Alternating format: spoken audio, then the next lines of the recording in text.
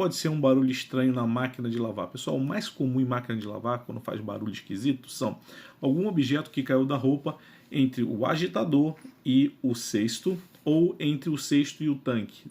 Essa peça pode ter caído ali, ficar ali no tanque, na hora que ela vai, principalmente centrifugar, pode estar fazendo algum barulho. Esse é o mais comum. Depois nós temos aí, podemos colocar em segundo colocado, a mangueira de drenagem. Sabe aquela mangueirinha que sai da sua lavadora para jogar água para fora? Do lado de dentro ela é ligada lá na eletrobomba.